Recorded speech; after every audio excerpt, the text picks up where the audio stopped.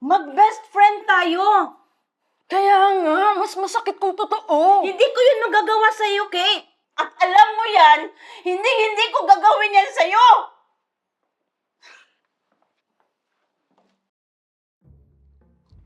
Kamusta? Okay lang, ikaw. Kumusta? Ayos lang din. Salamat ito, ha. Single pa rin. Buti naman, nandyan ka palagi para sa akin. Sus! Siyempre, best friend kita eh. Ay, salamat. Di ba? Yan ang habang sinasabi ko. Minsan, feeling ko, parang ako yung third wheel. Ganun? Hindi ako? Wow! Ang saya niyo naman tignan. Okay lang.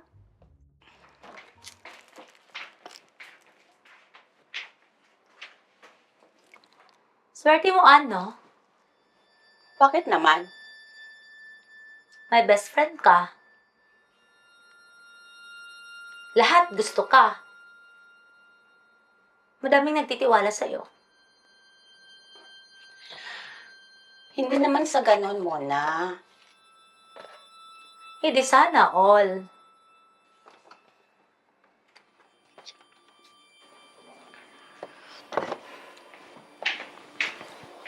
Kate, may sasabihin ako sa'yo. Ano yun? Pero, huwag na lang, baka magalit ka. Sabihin mo na. Di, huwag na nga lang. Hayaan mo na. Ano ba yan?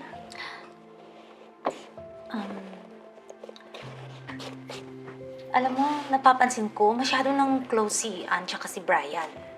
Ha? Ito ha, lagi ko silang nakikita madalas magkausap kapag wala ka.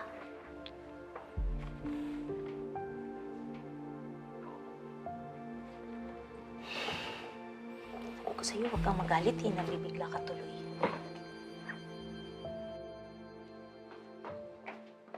Hi, friend! Uy. Okay ka lang? Oo. Sigurado ka? May dapat ba akong malaman? Anong ibig mong sabihin?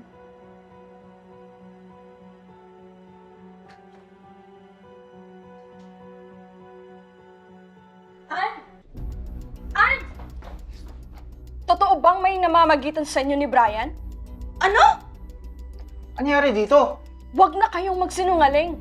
Saan galing yan? Kate! Mag-best friend tayo! Kaya nga, mas masakit kung totoo. Hindi ko yun magagawa sa'yo, Kate!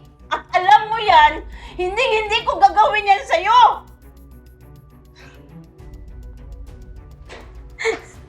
Hindi ko na basta kalaing nagtiwala agad si Kate sa sinasabi ko. Bakit mo ginawa? Siyempre, nainggit ako. Ano yun? Sila lang dapat masaya? Eh, lagi silang masaya eh. Laging magkasama. Mona, sinira mo ang pagkakaibigan dahil lang sa inggit?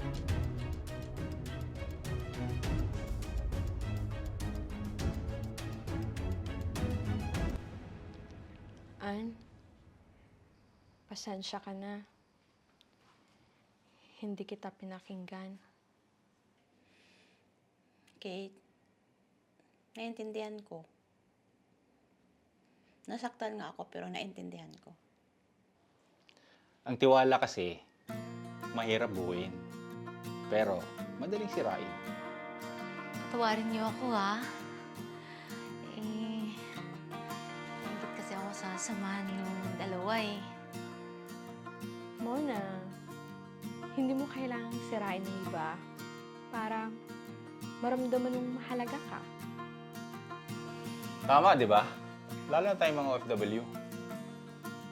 Kaya nga, malayo na nga tayo sa pamilya natin. Kaya, Hindi dapat natin siraan ang nagiging pamilya natin dito sa abroad.